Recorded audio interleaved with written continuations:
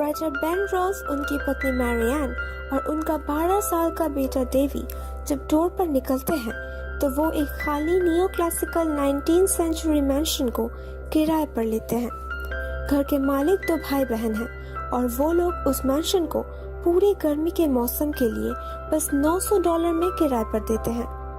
मगर उन्होंने एक अजीब शर्त रखी कि उनकी माँ, जिनकी उम्र है 85 इयर्स मगर जो 60 साल से ज्यादा लगती नहीं है, वो ऊपर अपने कमरे में ही रहेंगी और रॉल्फ फैमिली को उन्हें खाना खिलाना होगा जब तक वो वहाँ रहेंगे। वो दोनों कहते हैं कि उनकी माँ प्राइवेसी को लेकर बहुत ऑब्सेस्ड रहती है, तो वो उनके साथ ज्यादा बातचीत नहीं करेंगी, इसीलिए उनका खाना उनके रूम के दरवाजे के सामने ही छोड़ दिया जाए। मैरियान को वो घर बेहद पसंद आ गया था, इसीलिए वो झट से राजी हो जाते हैं। गर्मियाँ शुरू हो जाती है और रॉल्फ फैमिली उस मैंशन में रहने के लिए आ जाती है और उनके साथ बेन की बूढ़ी आंटी भी आती है जो कि एक पेंटर है। मैरियान इस मैंशन को लेकर बहुत ऑब्सेस्ड हो जाती है और मिसेस एलेडाइस के स्वीट में जब उसे विक्टोरियन एरा के पुराने कपड़े मिलते हैं तो वो उन्हें पहनने लग जाती है।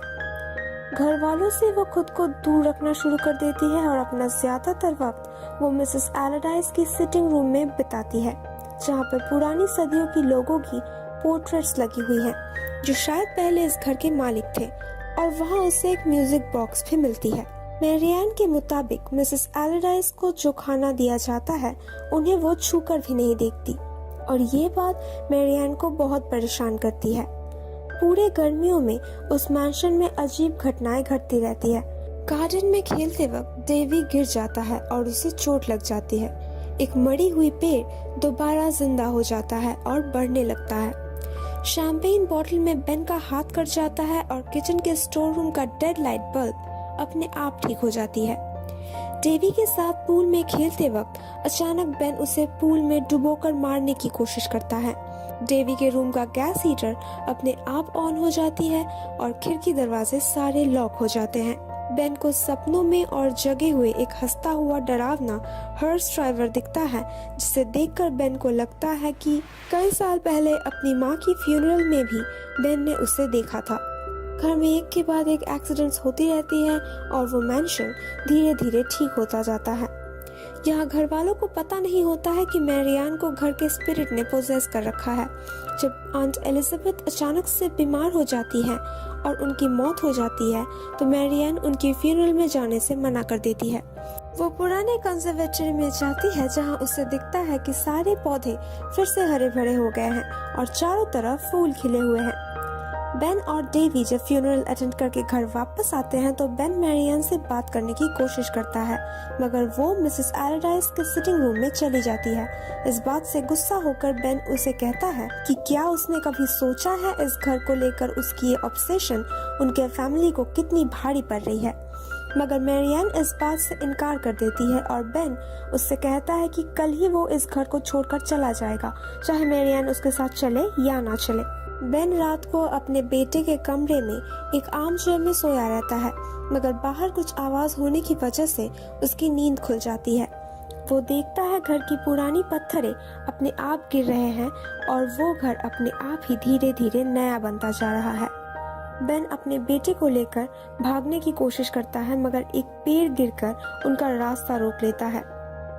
मैरियान उन दोनों को ड्राइव करके वापस घर ले आती है और बेन उसे कोसता है, ये कहकर कि ये जो कुछ भी हो रहा है उसमें उसका हाथ है।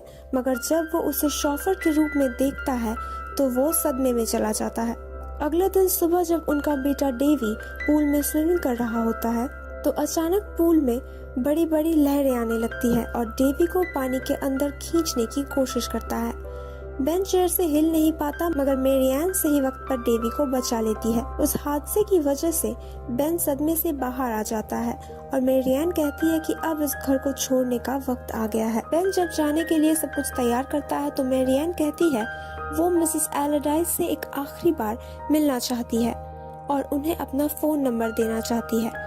बहुत देर हो जाने के बाद भी जब मैरियान वापस नहीं आती तो बेन पता लगाने घर के अंदर जाता है और देखता है कि एटिक में मिसेस एलेडाइस की जगह उसकी पत्नी बैठी हुई है और वो बिल्कुल बूढ़ी हो गई है। बेन को एटिक के खिड़की से फेंक दिया जाता है और उसकी लाश गाड़ी के विंडशील्ड में आकर गिरती है, जिसे देखकर शॉक में डेवी घर के अंदर भागता है, मगर एक पुरानी चिमनी उस पर गिर जाती है और उसकी मौत हो जाती है। वो घर बिल्कुल नया जैसा हो जाता है और उस घर के मालिक वो दो भाई बहन बहुत खुश होते हैं, ये कहकर कि अब उनकी माँ वापस आ गई है।